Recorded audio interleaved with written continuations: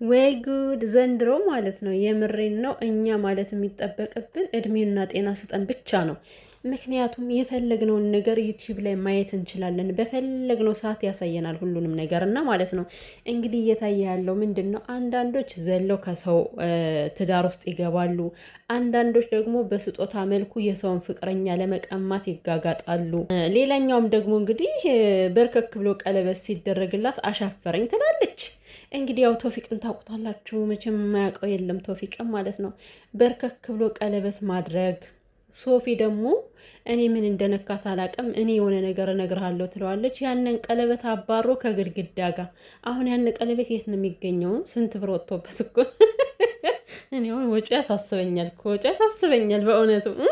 እና ሶፊዬ ማለት ነው ምን አስበሽ ነው ሴቶቹ የሰውን ባል ለመቀማት ሲሯሯጡ ሲለቃቀሱ፣ አንቺ ደግሞ ያለ ምንም ተቀናቃኝ የመጣልሽን ባልሽን አልፈልግም ለማለት ነው? ቤተሰብዬ ማለት ነው እንዴት ናችሁልኝ? እንዴት ቆያችሁ? ሰላማችሁ ይብዛ ውዶች። ኧረ ይህን ቪዲዮ ላይክ እያደረጋችሁ እናቴ። ዘንድሮ የተቀላቀለ ጉድ አይደለም የምናየው። በአንድ በኩል የሚያለቅስ እናያለን፣ በአንድ በኩል ደግሞ እኔ ፍቅረኛ አልፈልግም አሻፈረኝ የሚል እናያለን።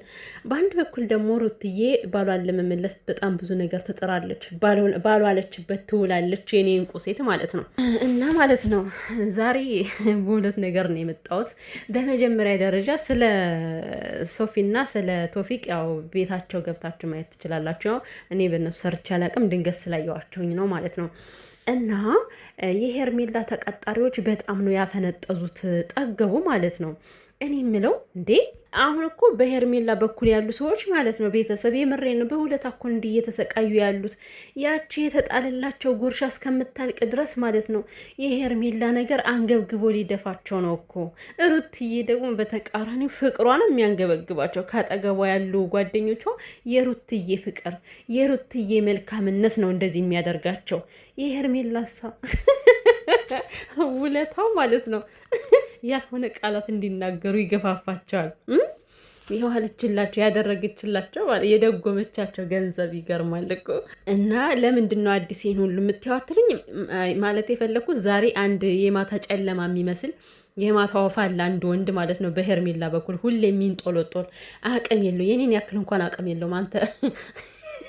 አንተ ንፋስ ማለት ነው ቢገፈትሩ ዛማዶ የምትደርስ ደግሞ ማለት ነው ጨለማ። እና እሱ ኤፋን አግኝቶት ዛሬ ምን ቢያደርግ ጥሩ ነው እንዴ? ማለቴ አንተ ሄርሜላን በደንብ አድርገህ ነው የምትፈልጋት፣ ግን እሷ አትፈልግህም አለ። አረ ሄርሜላ እንዲህ ስታልፍም አይነካው ኤፍሬም በፈጠረህ አምላክ፣ እንዲህ ስታልፍም አይነካው ኤፋ። የምሬን ነው። ኤፋ ማለት በጣም ጨዋ ወንድ ነው። እንግዲህ ሄርሜላ በራሷ ጊዜ ነው ራሷን ማርከስ የፈለገችው። በዛም ሄዶ ነው እንግዲህ እሱም በረከሰችው ገብቶ እንደዛ ሲሆን የነበረው ማለት ነው እንጂ እውነት ፈልጓት አይደለም። አሁን ዋናው ጉዳዩ የመፈለግ ያለመፈለግ አይደለም። ኤፋዬ ከሰማይ አድርሶ መሬት ላይ ሲያነጥረ ነው ያየሁት እኔ። አሁን መሬት ላይ የነጠረ ሰው እንዴት መታገል ሲገባ እኔ ወንድ ነኝ ትላለህ? እንደዛ ነጥረህ ወገቡ ሁሉ ተላቆ ሐኪም ቤት መሄድ አለብህ። በእውነቴን ነው። አንተ ጨለማ ሐኪም ቤት ሂድ። ምክንያቱም እኔ ጀርባ ትክክል አይመስለኝም። በኋላ ለመውለድ ትቸገራለህ። እውነቴን ነው። በጊዜ ሐኪም ቤት ሂደህ መታየት አለብህ። ጦልጦል ማለት ነው። በሰዓት ላይ ኤፋ ማለት የሩትዬ ብቸኛ ወንድሟ ነው። በምንም አይነት ሁኔታ አብሯት ያለ ምንም ነገር እንዳታሳስቱ እናንተ አሳሳቾች ማለት ነው። ወይ አቅም የላችሁም። ይሄን ልጅ አንድ ነገር ቢያደርጋችሁ ወስዳችሁ እስር ቤት ለማስገባት ሩታን ባሏን ለማስቀረት አይደል? ኤፋ ማለት ነው። እንኳን አይደለም ይሄ ሉጢ ጨለማ ማለት ነው። በዚህ በፊት ታስታውሳላችሁ፣ አቤልንም እንኳን አንድ ባሉ የጣለ ልጅ እኮ ነው። የምሬን መታገል ስለማይፈልግ ነው ከማንኛቸውም ጋር ዝም የሚለው እንጂ ማለት ነው። ኤፋ ጉልበት ያለው ልጅ ነው፣ ግን መታገል አይፈልግም። እና አንስቶ እያፈረጠው እኔ እኮ ወንድ ነኝ ከኔ ጋር ልትገጥም ነው ይላል። ይሄ ጦልጧላ ማለት ነው። ጀርባው እኮ አልተረፈም፣ ቤተሰቦች አልተረፈም። አንክቶ ነው የጣል። በሱ ምናምን መቀለብ አለብ ዛሬ ማለት ነው። አንተ ባሪያ እና አርፋችሁ ተቀመጡ። አብርሃምና ሩታ እናንተ አታቋቸውም። እናንተ ጉዳንጉሎች አሁን የመጣችሁ ከመካከል መታችሁ እንደ ስትሆኑ እንደው ትንሽ አታፍሩም እንዴ? ከጧቱ የነበሩ ሰዎች ስለ አብርሃምና ስለ ሩታ ይመሰክራሉ። እናንተ ያገባችሁም አለቅላጭውላ ማለት ነው። ከዛ በተረፈ ደግሞ እንግዲህ ወደ አቤልና ወደ ሄርሜላ ወደ ሶሊያና ሄዳለሁኝና ቤተሰቦቼ ማለት ነው። በመጀመሪያ ደረጃ ግን ሶሊያና በጣም ጀግና ሴት ናት። በጣም ጀግና ውለት ምንድን ነው ይሄ ይሉንታ ምናምን የሚባል እንኳን የለባትም፣ ጣጣ የለባትም። በቃ ምንም አይመስላትም። የፈለገችውን ነገር ገጭ ብላ ንግር ነው የምታረጋት። እና ጎበዝ፣ የምሬ ነው። በጣም ነው ያደነኩሽ ሶሊ ማለት ነው። ዩቲዩብ ላይ በውለታ ላለው ይሉንታና ውለታ ተምታታብኝ እኮ ቤተሰብ። ይሉንታ የሚያጠቃቸው ሴቶች ሩታና ሀይሚ ማርያምን እንምላችሁ ሩታና ሀይሚ ይሉንታ በጣም የሚያሸንፋቸው ያን ነገር እየፈለጉትም እንኳን አሳልፈው የሚሰጡ ሴቶች ናቸው። ይሉንታ ያለበት ሰው ደግሞ በጣም ከባድ ነው። አብዝታችሁ እየፈለጋችሁ ያንን ነገር ትተውታላችሁ፣ ለሰው ብላችሁ ይሉንታ ስለሚይዛችሁ ማለት ነው። እና ዛሬ ሶሊያና በጣም ነው የገረመችኝ።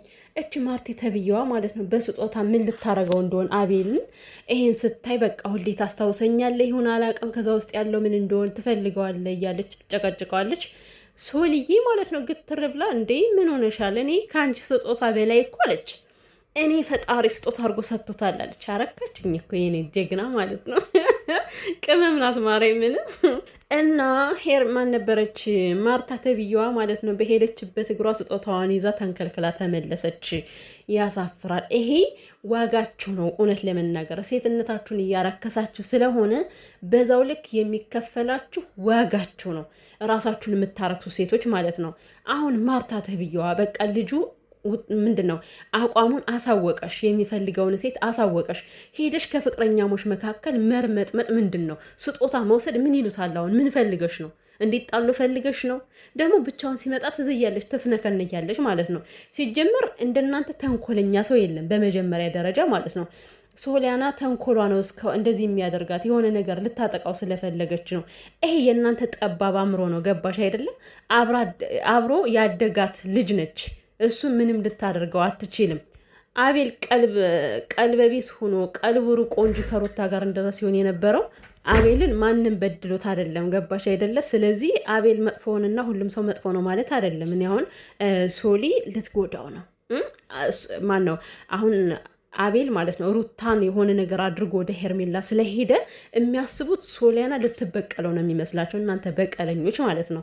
የሁላችሁ ልባችሁ ጥሩ ስላልሆነ እኮ ነው እንደዚህ እየተሰቃያችሁ ያላችሁት። የምር አንቺ ሄርሜላም ማለት ነው ልባችሁ ንጹህ ቢሆንማ ኑሮ እስካሁን ያፈቀሯችሁ ሰዎች ከእናንተ ጋር እንደ ሙጫ ተላጥመው አይላቀቁም ነበረ ማለት ነው። ገባችሁ? ይሄን ልታስተውሉ ይገባል። እና ሴትነታችሁን አክብሩ ማለት ነው። ሌላኛው ደግሞ ምን ደስ አለኝ መሰላችሁ? እኔ ይሄ ጫታሙ ማለት ነው አንድ ባህሪውን እወድለታለሁ። እውነት ለመናገር የምሬን ነው። ተውት፣ ሩታን የበደላትን ሩታን የጎዳትን ምናምን ከዚህ ጋር ተውትና የራሱን አቋም ግን እወድለታለሁ። በራሱ በህይወቱ የሚያደርጋቸው ነገሮች ማለት ነው። እውነቱን ይሁን ውሸቱን ይሁን እኔ እማቀው ታሪክ የለም። ነገር ግን ፊት ለፊት የማይሆን ማድነቅ አለብኝ። እሱ ምንድን ነው ማለት ማርታን የሚያሳያት አክት በጣም ነው የሚመቸኝ። እኔ በቃ ወንድ ማለት ለፍቅረኛው ይሄ ነው።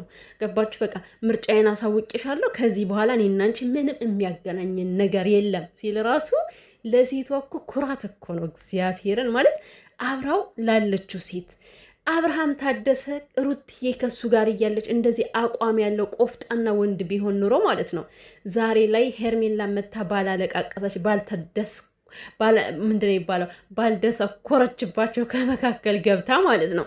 ግን ምን ዋጋ አለው? አብርሃም ማለት የሴት ባህሪ ሽልጥልጥ የሆነ ዝም ብሎ እንደው በየሜዳው የሚሽለጠለጥ ወንድ ነው እኮ። ለሩትዬ እውነት አይገባትም ነበር። በቃ ቆፍጣና ወንድ ነበር የሚገባት። ግን ምን ዋጋ አለው? ምን ዋጋ አለው? አንዳንዴ የድል ነገር የሆነውና ማለት ነው። አንዳንዴ ፈላጊና ተፈላጊ ስለማይገጣጠም ነው ቤተሰቦች ማለት ነው። እና የምር ምን አለበት የአቤልን ቆራጥነት ለአብርሃም ቢሰጠው ልጅን ብሎ ቁርጥ ብሎ እኔ ለልጄ መሞት አለብኝ ብሎ የሚከራከር ወንድ ቢሆነውን ደስ ይለኛል። እውነቴን ነው የምላችሁ። ተውት፣ ለሩታና ማለት ነው ለልጁ ሟች ቢሆን አብርሃም እሱ የሚያውቀው ደረቱን መንፋት ነው፣ እየወጣ ሴቶችን መለጠፍ ነው። በቃ እንደው ልዑሌ አደራ ነው እባክህ አይንን የምታይበት ማነው አብርሃምን የምታይበት መንገድ እንድታስተካክል የኔ ቆንጆ ወርቅዬ ልጅ ማለት ነው። አሁን ማለት የምሬን ቤተሰቦች ለልዑል እኮ በጣም ሸንፉል ነው። አባቱ ከ30 ሴት ጋር ሲለጣጠፍ አንዷንም ሽንጧን አንዷንም ዳሌዋን ሲነካ የሚውልበት ቪዲዮ ልዑል ቁጭ ብሎ ሲያይ መዋሉ ነው እኮ አሁን ሲያድግ ትንሽ ከፍ ሲል ማለት ነው።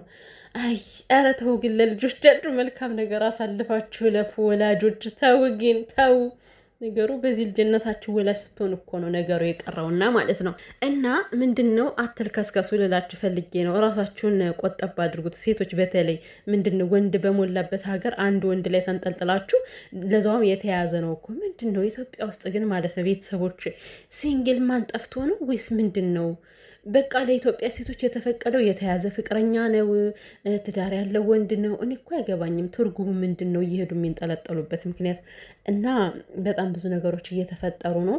በሄርሜላ በኩል ያሉ ሰዎች ግን ብታርፉ ነው የሚሻለው ማለት ነው። ከዚህ በኋላ ሩታ ለቀቅ አድርጓት። ሩታ ሩታ ሩታ አትበሉ በእያንዳንዳችሁ እየሄዳችሁ ማለት ነው። ያለሷ መንቀሳቀስ አትችሉ፣ ያለሷ መመራት አትችሉ። ግን ደግሞ በዛው ልክ ጥላቻችሁ እኮ ወደር የለውም ለሩታ ማለት ነው እንዴ ምንድን ነው? ትንሽ አንዳንድ ያስቡ እንጂ በእሷ እንደምትጠቀሙ ለምንድን ነው የማይገባችሁ?